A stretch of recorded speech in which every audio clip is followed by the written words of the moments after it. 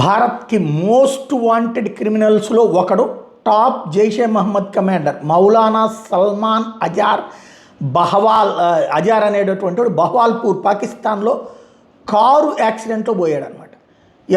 ఎవరు ఈ చర్యకు పాల్పడ్డారు, నిజంగా యాక్సిడెంటా అన్నటువంటిది తేలదు. ఈ మిస్టరీ మరణాల జాబితాలో ఇప్పుడు ఈ మౌలానా సల్మాన్ అజార్ అనేటటువంటి వాడు కూడా చేరిపోయాడు.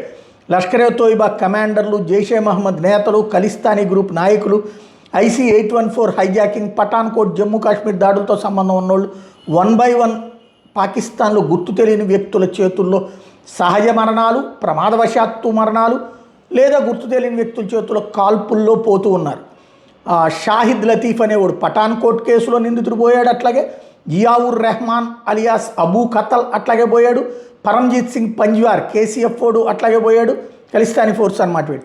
హఫీజ్ సయీద్ సహచరులు, IC-814 హైజాకింగ్లో పాల్గొన్న వ్యక్తులు, ఇలా అనేక మంది 1 by 1 పాకిస్తాన్లో ఉన్నటువంటి వాళ్ళు గుర్తు తెలియని వ్యక్తుల చేతులలో అయితే కాల్చి చంపబడుతున్నారు, లేదంటే గనక యాక్సిడెంట్లో చచ్చిపోతున్నారు, లేదంటే అనుకోకుండా జరిగినటువంటి ఏ కాలు జారడం వలనో ప్రాణాలు కోల్పోతున్నటువంటి సంఘటనలు అయితే చోటు చేసుకుంటున్నాయి.